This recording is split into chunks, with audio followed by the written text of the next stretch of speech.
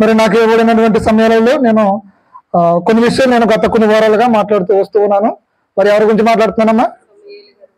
సమూయేలు గారి గురించి మాట్లాడుతూ ఉన్నాము. సమూయేలు గ్రంథము మొదటి అధ్యాయము మొదటి 2-3 అధ్యాయాలు, అందులో నుంచి కొన్ని విషయాలు మనము ధ్యానం చేసుకుంటూ ఉన్నాము. మరి ప్రభు కృపను బట్టి మరి ఈ దినము కూడా మరి 3వ అధ్యాయం నుంచి కొన్ని విషయాలు నేను తెలియజేయాలని ఇష్టపడుతున్నాను.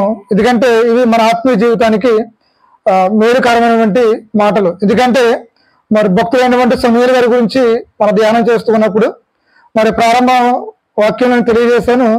మరి ఈ బైబిల్ గ్రంథంలో మరి చాలా మంది భక్తులైన గొప్ప ధన్యతని మరి సమూయేలు గారు పొందుకోవడం అనేది జరిగింది. ఆయన ఒక న్యాయాధిపతిగా మనకు కనిపిస్తూ ఉన్నారని చెప్పాను. ఆయన ఒక ప్రవక్తగా, ఆయన ఒక రాజుగా, ఆయన ఒక యాజకుడిగా మరి ఆయన ప్రవక్త సమూయేలు గారు మనకి కనిపిస్తూ ఉన్నారు. మరి అంత గొప్ప భాగ్యాన్ని పొందుకున్నారంటే అది అంత అసమస్య విషయం కూడా కాదు. కాబట్టి ఆయన గురించి అనేక విలువైన విషయాలు మరి గ్రంథంలో రాయబడి ఉన్నా కనుక ఆయన నుంచి మనం నేర్చుకోవాల్సిన పాఠాలు ఏంటని చెప్పి మరి మొదటి ఉపదేశంలో లేదా మొదటి వాక్య సందేశంలో మరి సమూయేలు మనం నేర్పుతున్న పాఠం అని చెప్పి పరిచర్య పాఠం గురించి చెప్పడం జరిగింది. ఆయన యెహోవాకు పరిచర్య చేశాడని, ఆయన పరిశుద్ధత కలిగి పరిచర్య చేశాడని, ఆయన దేవునికి పరిచర్య చేశాడని చెప్పి మొదటి వర్తమానంలో చెప్పడం జరిగింది. రెండో వర్తమానంలో మరి అంత గొప్ప పరిచర్య చేసిన వ్యక్తికి ప్రభు మాట్లాడాడు. మరి అంత గొప్ప భాగ్యాన్ని సమూయేలు ఎలా పొందుకున్నారు అని రెండో వర్తమానంలో మాట్లాడడం జరిగింది. సమూయేలు దేవునికి దగ్గరగా ఉన్నాడని, లేదంటే సమూయేలు దేవునితోటి వ్యక్తిగత సంబంధము కలిగి ఉన్నాడని, సమూయేలు వెలుగులో ఉన్నాడని మన వాక్యాన్ని మనము నేర్చుకున్నాం. అది రెండవ వర్తమానం. మరి 3వ వర్తమానంలో మనం ఏం నేర్చుకున్నామంటే కనుక పరిస్థితులు ఎలా ఉన్నప్పటికి కూడా సమూయేలు ఏమైంది? నిలబడ్డాడు. కుటుంబంలో పరిస్థితులు బాగలేదు, సమాజంలో పరిస్థితులు బాగలేదు, సంఘంలో పరిస్థితులు బాగలేదు. అలాంటి సమయంలో సమూయేలు మరి పరిచర్య చేస్తున్నాడు మందిరంలో. మరి అలాంటి సాకులు ఏమీ చెప్పుకోకుండా సమూయేలు దేవుని కొరకు నిలబడ్డాడు. కుటుంబాన్ని మార్చుకున్నాడు, సమాజాన్ని మార్చుకున్నాడు, సంఘాన్ని ఆయన మార్చుకున్నాడు అని చెప్పి ఆ 3 వర్తమానాల్లో కూడా సమూయేలు గురించి కొన్ని విషయాలు నేర్చుకున్నాం. మరి ఈరోజు సమూయేలు గురించి మనం ఏం నేర్చుకోబోతున్నామంటే కనుక సమూయేలు యొక్క తగ్గింపు జీవితం. ఏంటంటే సమూయేలు యొక్క తగ్గింపు జీవితము, సమూయేలు యొక్క విధేయతను గురించి మనము నేర్చుకోబోతూ ఉన్నాం. కాబట్టి ఈ సమూయేలు గ్రంథము మొదటి అధ్యాయములు మనం మొదటి పుస్తకంలో 3వ అధ్యాయం మనం చూసినట్లయితే ప్రియదైన వాళ్ళారా ఒకసారి చదివి నేను వాక్యంలోకి వెళ్తాను. మొదటి వచనం చదవండి. బాలుడైన సమూయేలు ఏలీ ఎదుట యెహోవాకు పరిచర్య చేయుచుండెను. ఆ దినములలో యెహోవా వాక్కు ప్రత్యక్షమగుట అరుదు, ప్రత్యక్షము తరచుగా తరస్థించలేదు. సరిపోతానా? మరి ఏలి మందిర పరిచర్య చేస్తూ ఉన్నాడు. మరి ఆ దినాల్లో దేవుని యొక్క వాక్కు తరచుగా ప్రత్యక్షం అవ్వట్లేదు. అంటే దేవుడు ఎవరితో కూడా మాట్లాడడం లేదు, మాట్లాడడం మానేసాడని చెప్పి మనం నేర్చుకున్నాం. అయితే ఎవరితో మాట్లాడాడంటే కనుక ఎవరైనా బాలుడైన సమూయేలు తోటి మాట్లాడినట్టుగా మనం చూస్తూ ఉన్నాము. ఆయన బాలుడైన సమూయేలుతో మాట్లాడినప్పుడు ఆయన ఎలాంటి మాటలు, ఏ సందర్భానుసారమైన మాటలు, సో ఏం మాట్లాడని మనం ఆలోచన చేసినట్లయితే గొప్ప భారమైనటువంటి విషయాన్ని అక్కడ ప్రభు ఎవరితో మాట్లాడాడంటే బాలుడైన సమూయేలుతో మాట్లాడాడు.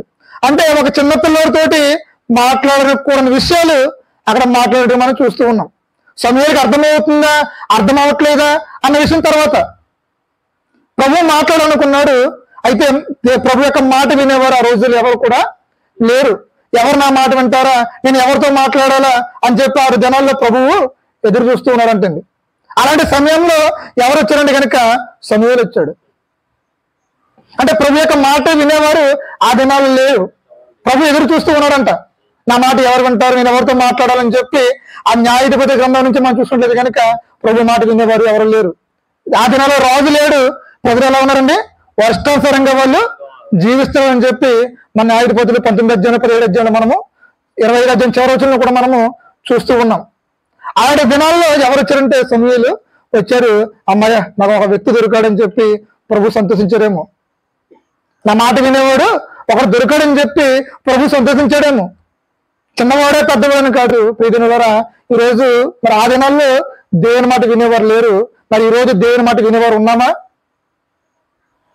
దేవుని మాట వినేవారు ఉన్నామంటే కనుక సమాధానం లేరని చెప్తున్నాం. ఎందుకంటే ఈ దినాల్లో మనం చూసినది కనుక దేవుని యొక్క వాక్కు మరి ఆయా సభల్లో, ఆయా దేవుని యొక్క సేవకుల ద్వారా, ఆయా వర్తమానికుల ద్వారా మనకి మందిరాల్లో కూడా వినబడుతూ ఉంది.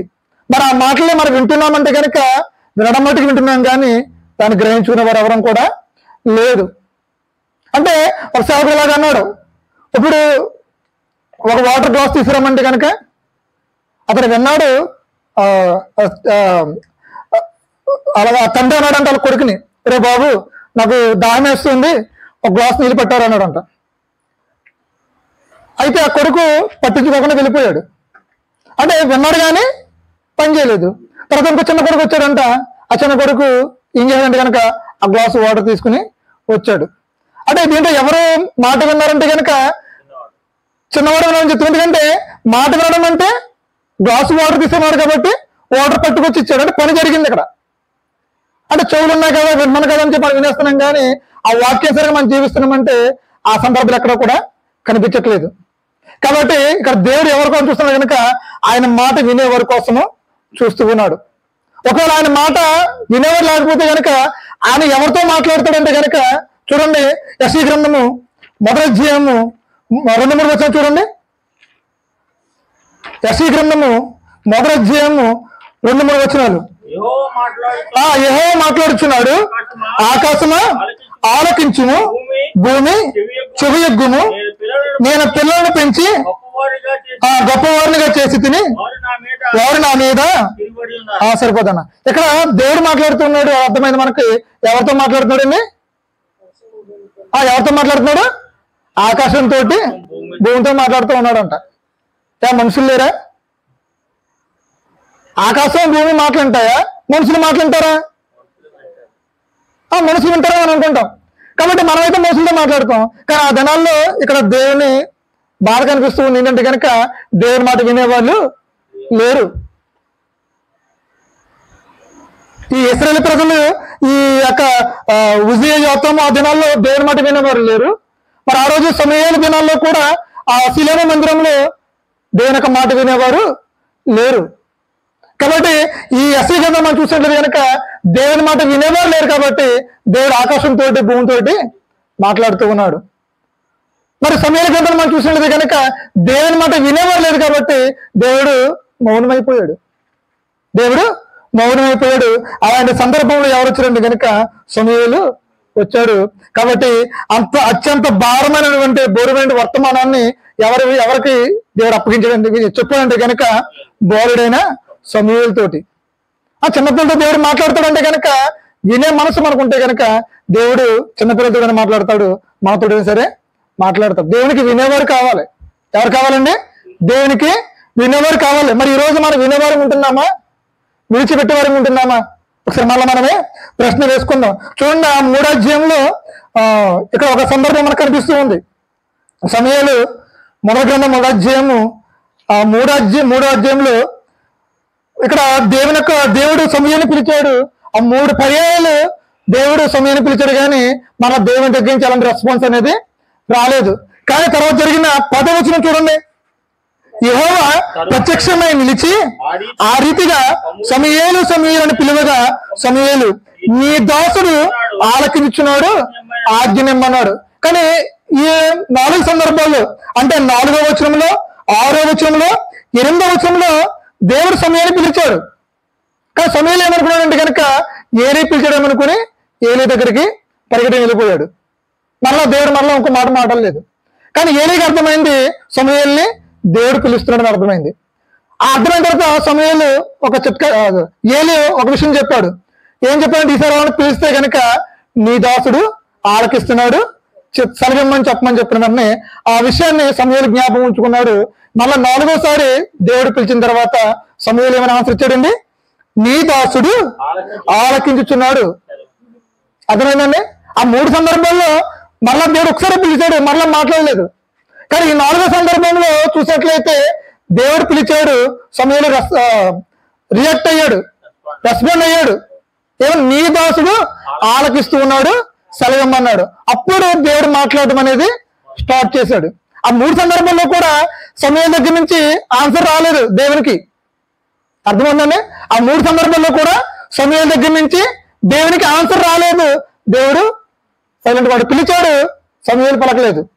అయితే 4వ సందర్భంలో చూసినట్టు కనుక దేవుడు సమూయేలు పిలిచాడు, సమూయేలు ఆన్సర్ ఇచ్చాడు, నీ దాసుడు ఆలకిస్తున్నాడు ప్రభా, నేను రావడానికి రెడీగా ఉన్నాను, నువ్వు మాట్లాడను. మరి ఈరోజు మనం ఎంతమంది దేవునికి రియాక్ట్ అవుతూ ఉన్నాం, రెస్పాన్స్ అవుతూ ఉన్న దేవుని వాక్యానికి? ప్రభా నీ మాటలను వింటాను, నీ మాటలను ఆలకిస్తాను, నాతో మాట్లాడే ప్రభు అని చెప్పి ఎంతమంది దేవుని మందిరం మనం కూర్చుంటూ ఉన్నాం? నేను దేవునికి సేవకుడు వాక్యం చెప్తున్నప్పుడు ప్రభు నువ్వు నాతో మాట్లాడు, ప్రభు నువ్వు నాతో మాట్లాడని చెప్పి మనం ఎంతమంది ప్రార్థన పూర్వకంగా దేవుని మందిరం మనం కూర్చుంటూ ఉన్నాం? ఒకసారి మనం ఆలోచన చేసుకోవాలి. సమూయేలు రియాక్ట్ అయ్యాడు కాబట్టి ప్రభు అతనితోటి మాట్లాడాడు. ఈ రోజు మనం రియాక్ట్ అవ్వట్లేదు కాబట్టి ప్రభు మనతోటి మాట్లాడట్లేదు. లోపం ఎక్కడ లేదు, మనలోనే ఉంది లోపం. ఆయన మాట్లాడేవాడు సిద్ధంగా ఉన్నాడు, వినేవాడు మనమే సిద్ధంగా లేడు. కాబట్టి ప్రియమైన వాళ్ళారా, సమూయేలుతో దేవుడు మాట్లాడాడు. కాబట్టి ఆయన బాలుడితో ఏం చెప్పాడంటే కనుక ఒక భారభరితమైనటువంటి ఒక విషయాన్ని చెప్పాడు. ఆ ఏలి కుటుంబము ఏ విధంగా దేవుడు తన ఉగ్రతను చూపిస్తూ ఉన్నాడు, అది 2వ అధ్యాయం మనకు కనిపిస్తూ ఉంటుంది, మనం నేర్చుకున్నాము. నేను దాని జోలికి వెళ్ళట్లేదు. కానీ అది ఏ విధంగా ఏలి కుటుంబాన్ని దేవుడు శిక్షిస్తూ ఉన్నాడు, ఏ విధంగా ఏలి కుటుంబాన్ని దేవుడు తన ఉగ్రతని పంపిస్తూ ఉన్నాడు, ఆ భారమైనటువంటి వర్తమానాన్ని ఎవరికి దేవుడు అప్పగించడండి కనుక, తెలియపరచడండి కనుక బాలుడైన సమూయేలుకి దేవుడు అప్పగించాడు. కాబట్టి ఇక్కడ ఒక విషయం మనకు జాగ్రత్త అర్థం చేసుకోవాలి. ఇక్కడే సమూయేలు యొక్క ప్రవర్తనను మనము అబ్జర్వ్ చేయాలి జాగ్రత్తగా. ఎందుకంటే ఆ ఏలితోటి దేవుడు మాట్లాడడం అనేది మానివేశాడు. అంటే దేవుని దగ్గర ఏలి యొక్క ప్రయారిటీ ఏమీ కూడా లేదు కదండి. ఏలి గొప్ప ప్రధాన యాజకుడే అయినప్పటికీ కూడా దేవుని దగ్గర ఏలి యొక్క స్థాయి అనేది తగ్గిపోయి మనం చూస్తూ ఉన్నాము. సమూయేలు యొక్క స్థానం అనేది పెరిగినట్లుగా మనము చూస్తూ ఉన్నాం.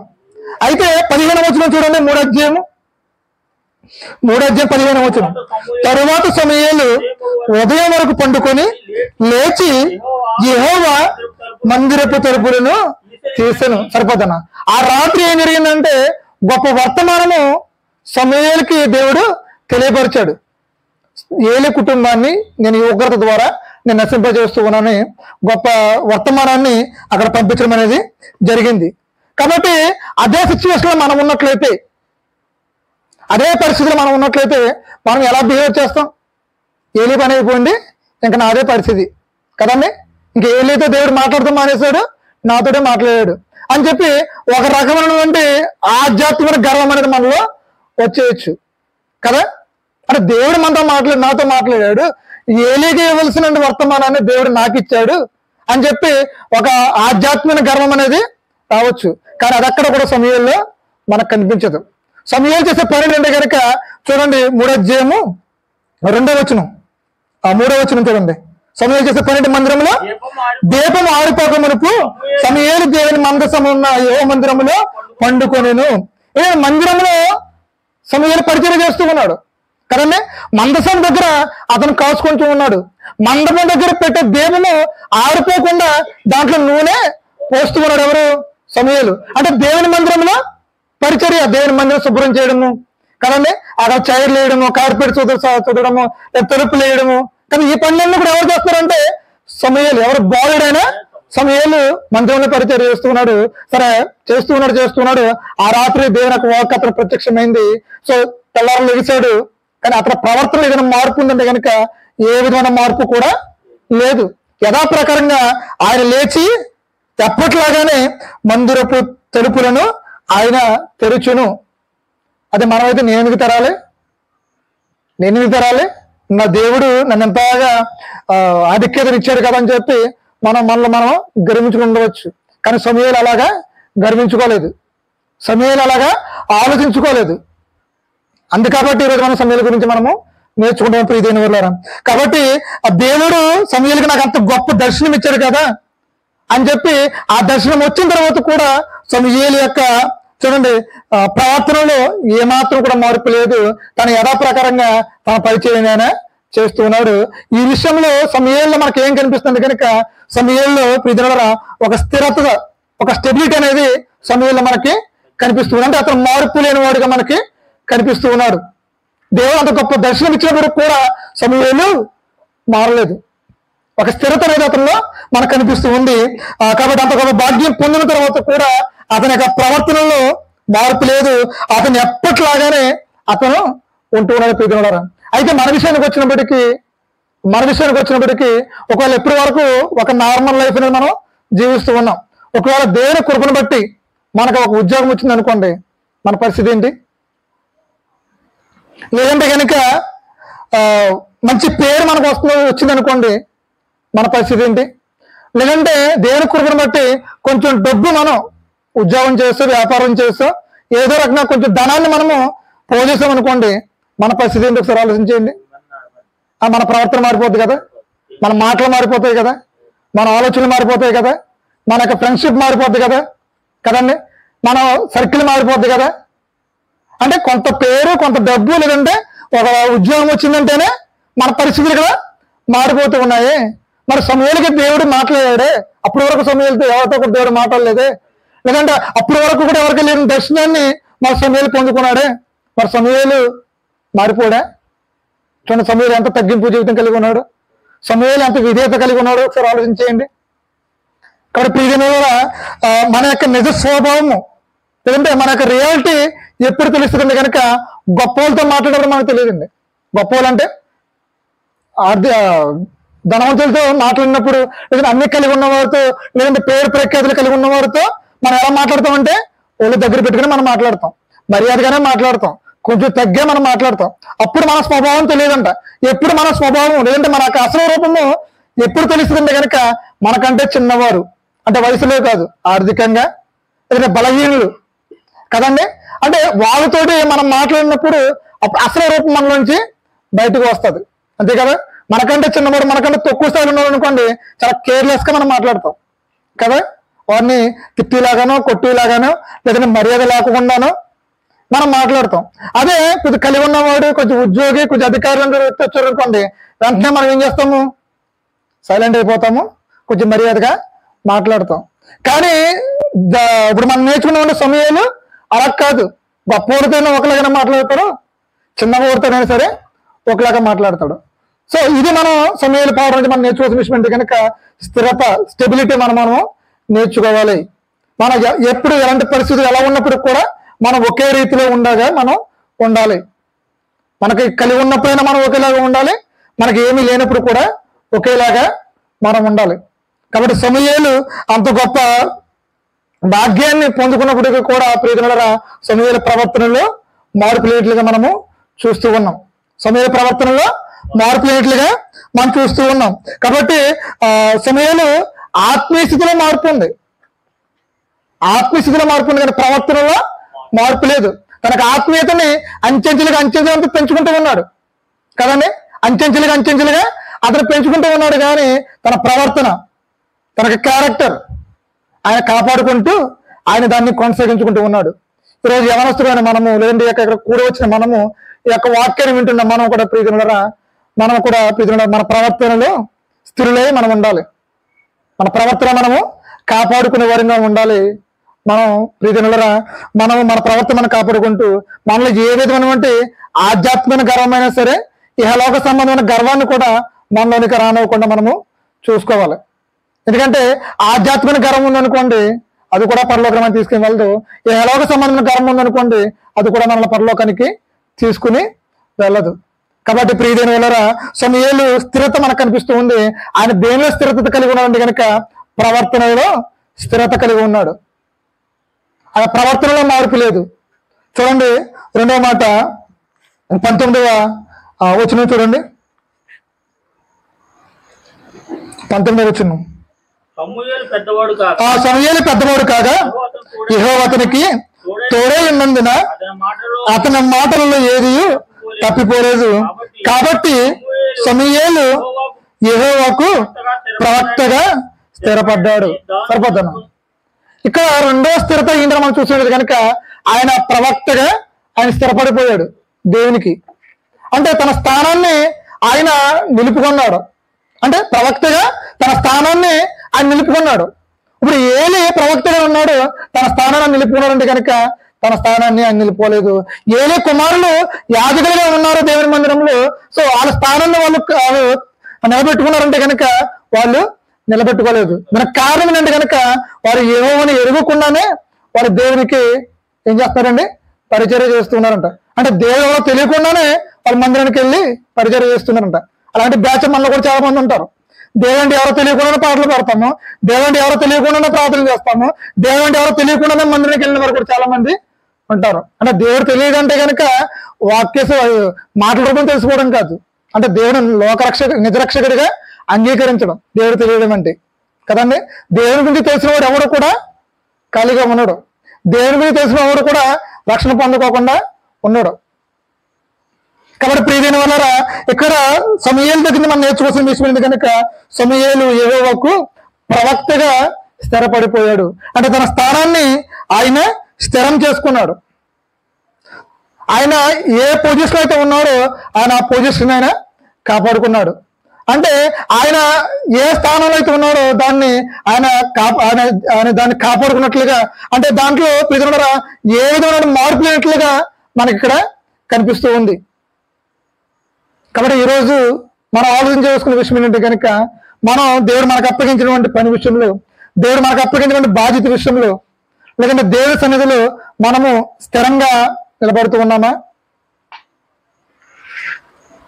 బాప్తిజం తీసుకున్న కొత్తలో అయితే కనుక మా తీర్మానం ఎలా ఉంటాయండి? ప్రభు కోసమే బ్రతకాలి.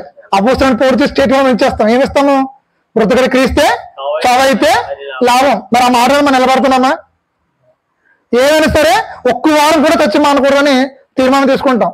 మరి మానకుండా మనం ఉండగలుగుతున్నామా? ఏమైనా సరే ఈ సంవత్సరంలో బైబిల్ పూర్తి చేసేయాలి అని అనుకుంటాం. ఆదికాండం మొదలు పెడతాము, ఆరంభ సూర్యులం కదా అన్న మొదటి గారు చెప్పినట్లు ఆదికాండం దగ్గర ఆగిపోతాం కదండి.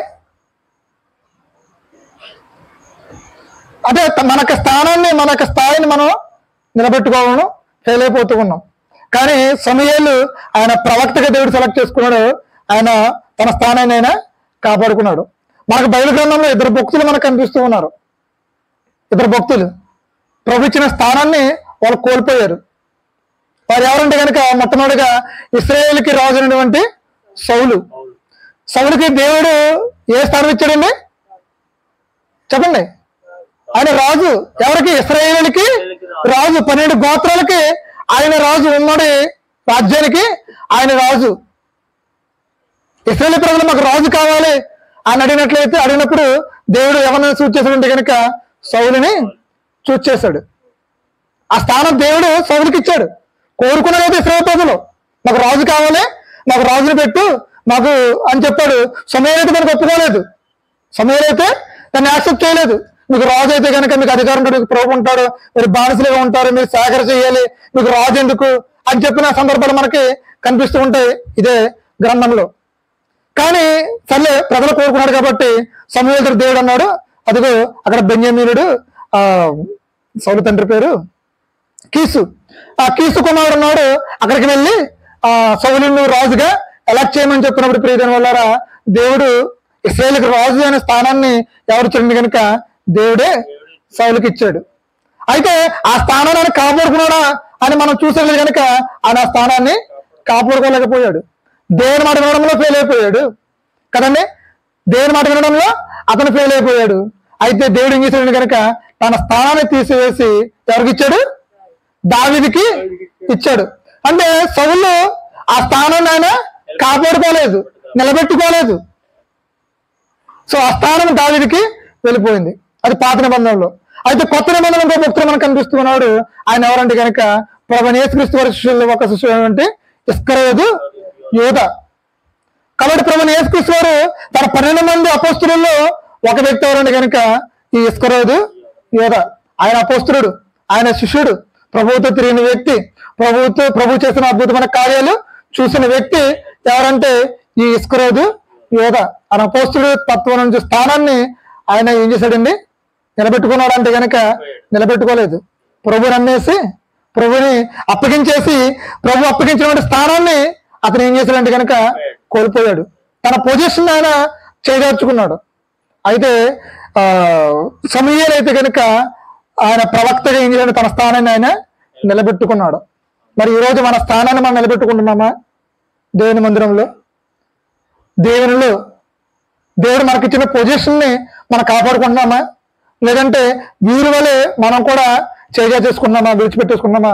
ఒకసారి మనము ఆలోచన చేసుకుందాం. ప్రియమైన వాళ్ళరా, ఒకసారి మనము ఆలోచన చేసుకుందాం. కాబట్టి ఆయన ఈ ఇరువురు కూడా వారు ఏ స్థానంలో ఉన్నారో ఆ స్థానాన్ని వాళ్ళు కోల్పోయారు. ఆ స్థానాన్ని వాళ్ళు పోగొట్టేసుకున్నట్లు మనము చూస్తూ ఉన్నాం. మరి ఆ స్థానాలు ప్రియమైన దేవుడు ప్రేమించి కదండి, అవన్నీ కూడా శ్రేష్టమైన స్థానాలు. ఇశ్రాయేలుకి మొదటి రాజు అంటే అది అసమస్య విషయం అంటే కనుక అది అంత అసమస్య విషయం ఏమి కూడా కాదు. మరి ఈ రోజు కూడా ఇశ్రాయేలు యొక్క చరిత్ర మనం చెప్పుకోవాలంటే మన సౌలు దగ్గర నుంచే మనము మొదలెట్టాలి. సౌలు దగ్గర నుంచే, సౌలు పేరు ఎత్తకోకుండా ఇశ్రాయేలు రాజ్యం గురించి మనం మాట్లాడడానికి అవకాశం లేదు. అదేవిధంగా దేవుని యొక్క శిష్యులు అని మనం చెప్పుకోవస్తే కనుక 12 మంది అపోస్తలుల పేర్లు మొట్టమొదటి మనం మాట్లాడుకోవాల్సిన విషయంలో కూడా ఇస్కరియోతు గురించి అవి అంత అసమస్య స్థానాలు ఏమో కూడా కాదు ప్రియమైనవారా. ఆ స్థానాల్లో వారు కోల్పోయినట్లుగా మనము చూస్తూ ఉన్నాం. కాబట్టి ఇప్పుడు మనం నేర్చుకున్నటువంటి సమూయేలు అయితే కనుక ప్రభు తనకి ఏ స్థానం అయితే, ప్రభు తనకి ఏ పొజిషన్ అయితే ఇచ్చాడో ఆ పొజిషన్ని అతను కాపాడుకున్నాడు. మరి ఈ రోజు మనం చూసినది కనుక మన పొజిషన్ మనం కోల్పోయిన సందర్భాలు చాలా ఉంటాయి. ఇంతకుముందు బాగా పాట పాడేవాడు, కానీ ఈరోజు పాట పాడుతారంటే కనుక పాట పాడేవాళ్ళు లేరు. ఇంతకుముందు బాగా మన ప్రార్థన పౌరులమే, కానీ ఈరోజు ప్రార్థన చేయమంటేనే వెనక్కి వెళ్ళిపోయే సందర్భాలు మనము చూస్తూ ఉన్నాం. ఇంతకుముందు పరిచర్యలో బలంగా వాడబడే వాళ్ళమే, పరిచర్యలో ఏ పని వచ్చినప్పటికి కూడా ముందుండేవారమే. కానీ ఈరోజు చూసినట్లయితే పరిచర్యకే మానివేసే సందర్భాలు మనం చూస్తూ ఉన్నాం. అంటే మన పొజిషన్ని మనమే వదులుకున్నట్లుగా మనం చూస్తూ ఉన్నాం. మన స్థానాన్ని మనం కాపాడుకున్నట్లుగా మనము ఉంటూ ఉన్నాం ప్రియమైనవారా. అయితే ఇక్కడ సమూయేలు తన చూస్తూ చూడండి, సమూయేలు యెహోవాకు ప్రవక్తగా స్థిరపడిపోయాడు. తన పొజిషన్ ప్రభు ఏ పొజిషన్ లో ఉంచాడు ప్రియమైనవారా, ఆ పొజిషన్ ఆయన కాపాడుకున్నాడు, తను పోగొట్టుకోలేదు. ఇదే ఒక భాగ్యం అనుకున్నాడు సమూయేలు. ప్రవక్తగా స్థిరపడిపోయినట్లుగా మనము చూస్తూ ఉన్నాం. ఒక విషయం మాత్రం జాగ్రత్త గుర్తుపెట్టుకోండి, పోగొట్టుకోవడం అనేది చాలా సులభం కదండి. పోగొట్టుకోవడం అనేది చాలా సులభం, మళ్ళా తిరిగి దక్కించుకోవాలనుకోండి అది చాలా కష్టం. అది ఏ విషయమైనా సరే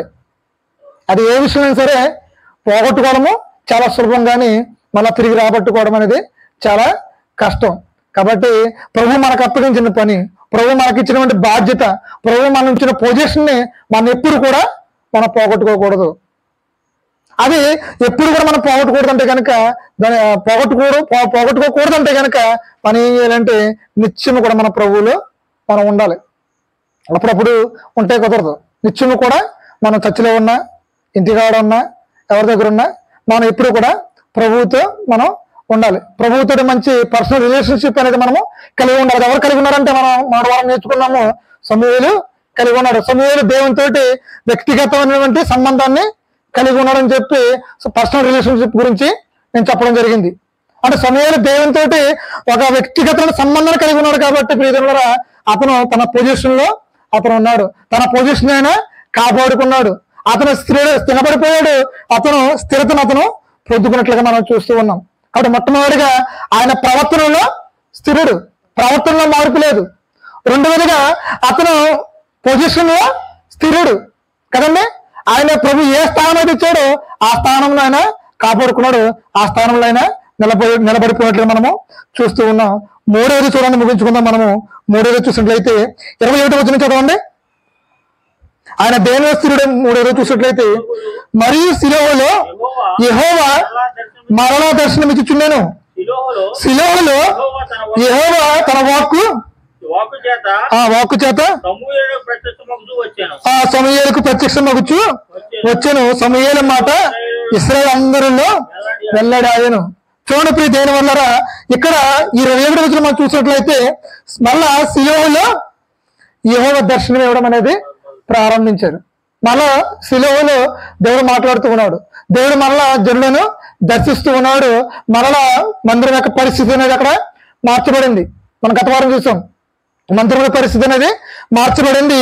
అయితే ఇక్కడ చూసినట్లయితే సమూయేలు యెహోవా తన వాక్కు చేత సమూయేలునకు ప్రత్యక్షం మగుచు వచ్చెను.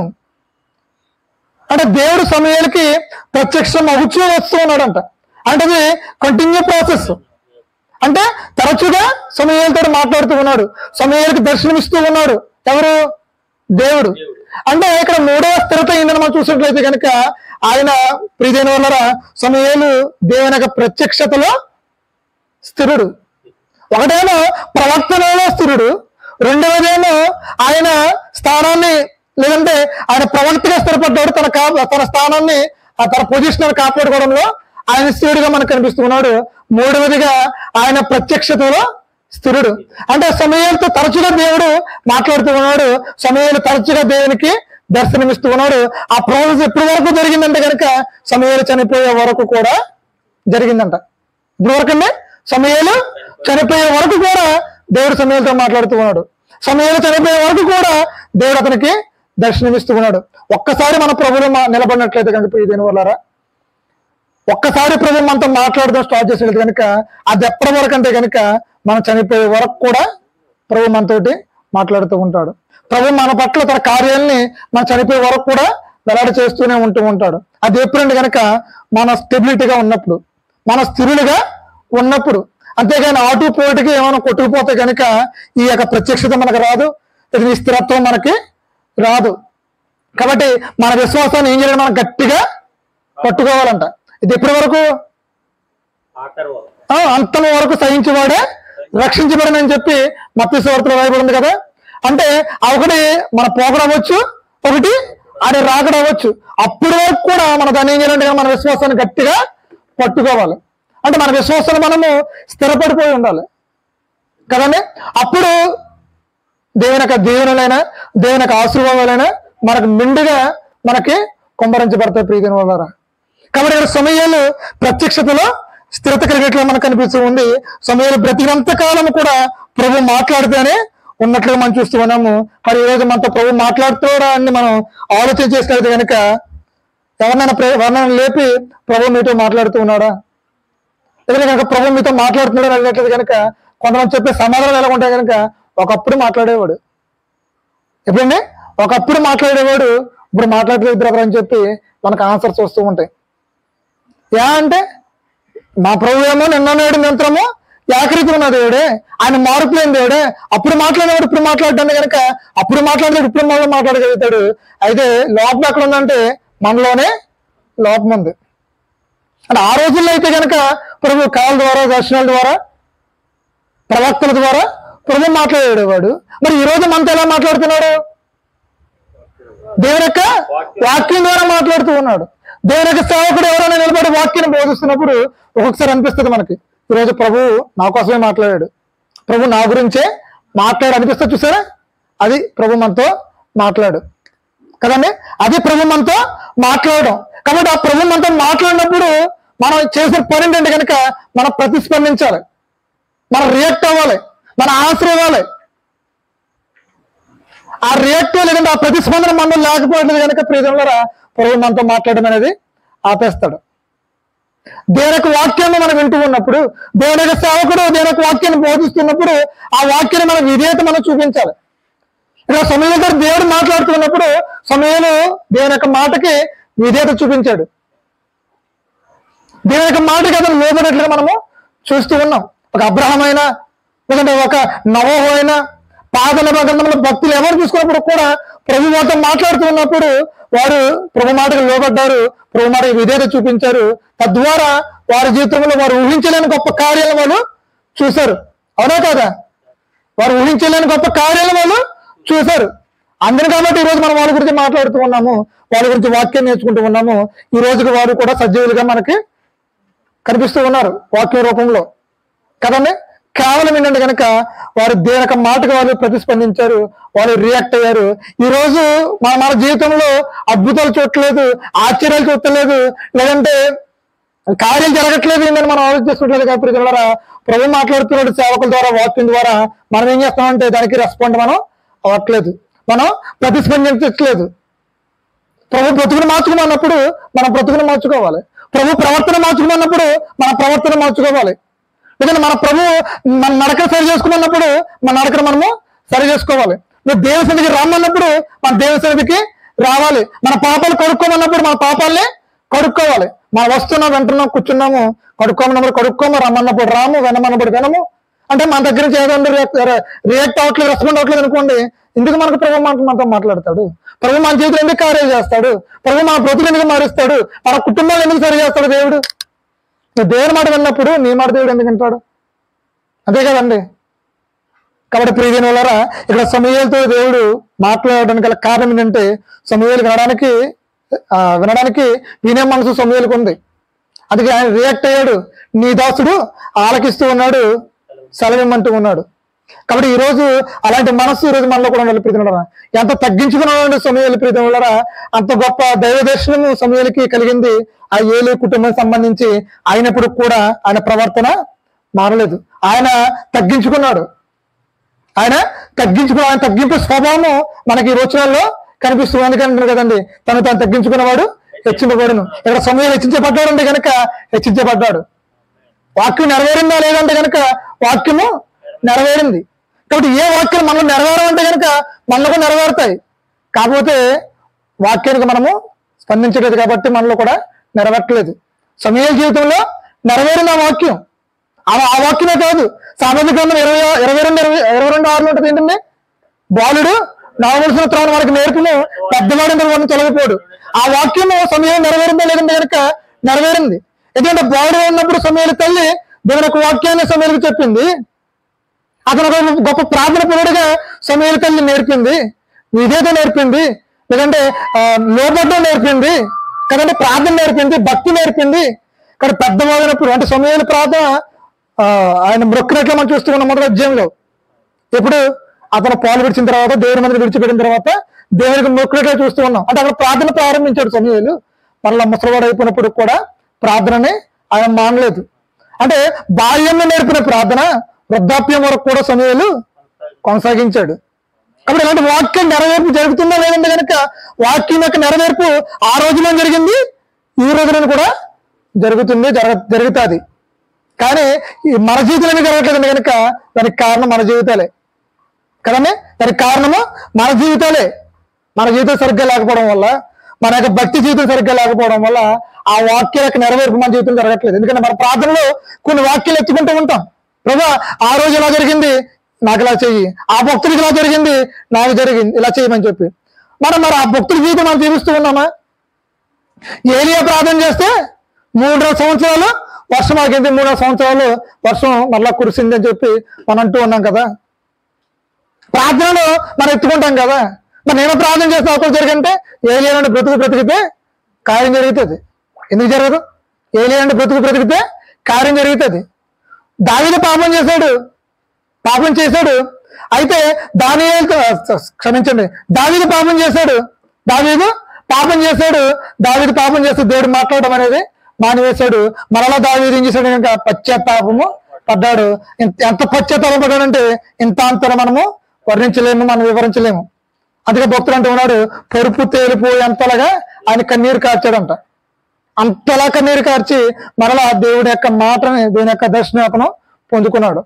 చూడండి, భక్తులు అంటూ ఉన్నాడు ఇలాగా, ఈ భూమి మీద భక్తులకి దేవుడి శిక్ష ఏంటంటే తెలుసండి, ఈ భూమి మీద భక్తులకి, విశ్వాసులకి దేవుడు వేసే శిక్ష ఏంటంటే, ఒకటే శిక్ష ఏంటంటే కనుక దేవుడు మాట్లాడడం మానేస్తాడు. అంతకన్నా గొప్ప శిక్ష భక్తులకి ఉండదంటండి.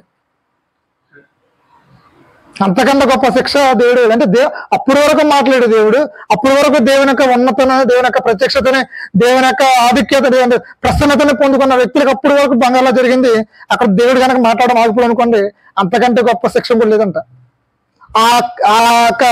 దాని యొక్క విలువని ఎవరితో కనుక దావీదు చెప్తూ ఉన్నాడు.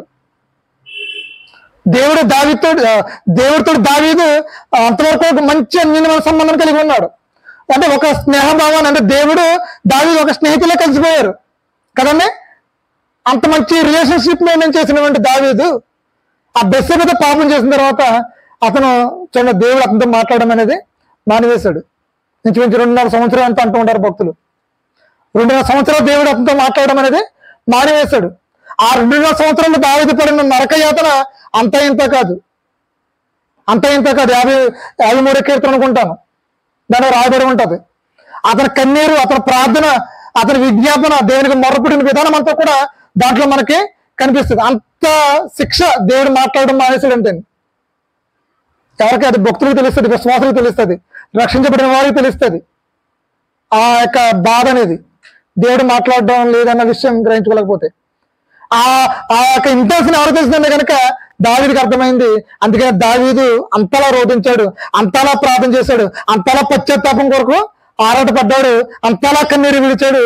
కృపను బట్టి, దేవుని యొక్క కృపను బట్టి మళ్ళా దావీదు దేవుని అతని ఏం పొందుకున్నాడు? క్షమాపణ పొందుకున్నాడు. ఒకవేళ ఈ రోజు దేవుడు కూడా మనతో మాట్లాడడం మానేస్తాడు ప్రియజనులారా. కాబట్టి ఈ రోజు దావీదు ఏ విధంగా పశ్చాత్తాపడ్డాడు, మనం కూడా పశ్చాత్తాపడి మన పాపాలు ఒప్పుకుని మన కన్నీరు విడిచి మన ప్రభుని వేడుకుంటే కనుక దేవుడు నీ ప్రార్థన నా ప్రార్థన ఆలకించి ప్రియజనులారా మనం చూసి మళ్ళీ దేవుడు తన ప్రత్యక్షతని, తన వాక్కుని కూడా దేవుడు మనకి బయలుపరుస్తాడు.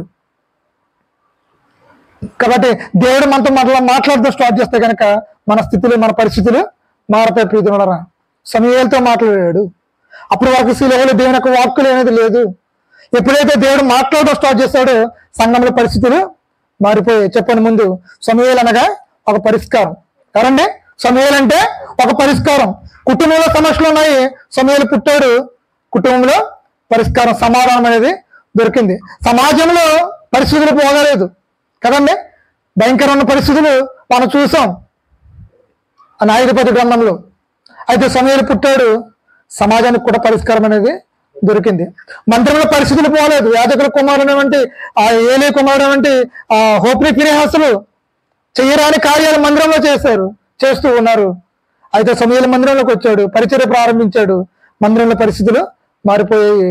మందిరంలో సమస్యలకి పరిష్కారం అనేది దొరికింది. అది ఎక్కడ అంటే కనుక దేవుడు మరలా మాట్లాడడం అనేది ప్రారంభించడంతో, అలాగే ఈ రోజు కూడా ప్రభు మనతో మాట్లాడండి ప్రియలారా, మన పరిస్థితులు కూడా మారిపోతాయి, మన స్థితిగతులు కూడా మారిపోతాయి ప్రియలారా. కాబట్టి అలాంటి గొప్ప ధన్యకరమైన జీవితం మనం పొందుకోవాలంటే కనుక మనం దేవుని సన్నిధిలో ప్రియలారా తగ్గింపు జీవితం కలిగి ఉండాలి, మనం విధేయత కలిగి ఉండాలి. దేవుని మాట వినే ప్రియలారా, దేవుని మాట వినే మనసు మనం కూడా కలిగి ఉండాలి. సమూయేలు అంటూ ఉన్నాడు కదా, నీ దాసుడు ఆలకిస్తూ ఉన్నాడు, సెలవిమ్ము. కాబట్టి ఆ రోజు ప్రభు మాట్లాడుతూ ఉన్నప్పుడు, దేవుడు మాట్లాడుతున్నప్పుడు సమూయేలు రియాక్ట్ అయ్యాడు, ప్రతిస్పందించాడు, తద్వారా చాలా కార్యాలనైనా చూడగలిగాడు. ఈరోజు సేవకుల ద్వారా మన చేతిలో నుండి ఈ పరిశుద్ధ గ్రంథం ద్వారా దేవుడు మనతో మాట్లాడుతూ ఉన్నాడు. ఆయన మాట్లాడుతున్నప్పుడు మనం కూడా మనం అవ్వాలి, మనం కూడా ప్రతిస్పందించాలి. ప్రతిస్పందించట్లు కనుక మనం కూడా మన జీవితంలో అద్భుతమైన కార్యాలు చూస్తామని చెప్పి సమూయేలు జీవితం ద్వారా మన ఈ పాఠాన్ని నేర్చుకుంటూ ఉన్నాము. కలాంటి రెండు గొప్ప ధన్యకర జీవితం దేవుడు మన జీవితంలో ఇవ్వాలని తెలియపరుస్తూ నా మాటలు ముగిస్తున్నాను. ఈ కొద్ది మాటలు దేవుడు దీవించి ఆశీర్వదించిన కాక చిన్న ప్రార్థన మనం చేసుకుందాం. మహాగణుడైన మా ప్రియ పరలోకపు తండ్రి, పరిశుద్ధుడా నీ ఘనమైన శ్రేష్టమైన నామాన్ని బట్టి స్తుతిస్తున్నాం, ప్రార్థిస్తున్నాం ప్రభా. ఇదిగోనా నీవు ఇచ్చిన తలంపుల ప్రభా, గత 4 వారాలుగా నాకు అవకాశం దొరికినప్పుడు ప్రభా, సమూయేలు గురించి కొన్ని విలువైన మాటలు, విలువైన సంగతులు ప్రభా, మా ఆత్మీయ మా ఆధ్యాత్మిక జీవితానికి కావాల్సిన మాటలు ప్రభా నేర్చుకుంటున్నాం ప్రభా. ప్రభా ఈ యొక్క మాటలు ఏదో ఒక ప్రసంగంలాగా తీసుకోకుండా ప్రభా, ఈ మాటలు ఒక పాఠం లాగా ప్రభా, ఈ చెప్పబడుతున్న విషయాలు మా జీవితానికి ఏ విధంగా అన్వయించుకోవాలి, లేదంటే మా ఆత్మీయ జీవితానికి ఏ విధంగా కట్టుకోవాలని చెప్పి ప్రభా మేము గ్రహించుకున్న ప్రభా, మరి సమూయేలు జీవితంలో చేసిన కార్యాలను బట్టి, దానికి అతను ప్రతిస్పందించిన విధానాన్ని బట్టి ప్రభా, నువ్వు మా జీవితంలో చేసిన కార్యాలను బట్టి, మేము ప్రతిస్పందిస్తున్న విధానం బట్టి ప్రభా ఏ విధంగా అన్వయించుకోవాలో అని గొప్ప జ్ఞానం నాకు దయచుని ప్రార్థిస్తున్నాం ప్రభా. ఇదిగోనా మరి నాకు సాధ్యమైన రీతిలో ప్రభా నీవు ఇచ్చిన జ్ఞానాన్ని బట్టి ప్రభా కొన్ని విషయాలు నాకు అర్థమయ్యే రీతిలో వారికి వివరించగలిగిన ప్రభా, వారు మరలా ఈ వాక్యాలు ధ్యానించుకునే ప్రభా, ఇంకానూ వారు అర్థం చేసుకునే గొప్ప కృపను, గొప్ప ధన్యతను బిడ్డలందరూ కూడా దయచేసి ప్రార్థిస్తూ, నీ చిత్తమైతే నీకు అవసరమైతే ప్రభా మరిన్ని విషయాన్ని తెలుసుకుని ప్రభా ఆత్మీయ జీవితాన్ని ఆత్మీయంగా కట్టుకుని ఒక వాక్యం మాకు దయచేస్తాను ప్రార్థిస్తూ, ఇంతవరకు నీ యొక్క సమయాన్ని బట్టి విన్న వాక్యాన్ని బట్టి నేను ఇస్తూ ప్రార్థిస్తూ ప్రభా వారధములు ఈ యొక్క మాటలు ఆడింపచేయమని ఫలించి 100 అడుగుతంతలుగా ఫలింపచేయమని ప్రార్థిస్తూ మా ప్రభువును రక్షకుడైన ప్రభువుని యేసుక్రీస్తు పేరట అడిగి వేడుకున్నాం ప్రియ పరలోకపు మా తండ్రి. ఆమేన్. ఆమేన్. అందరూ కూడా వందనాలండి.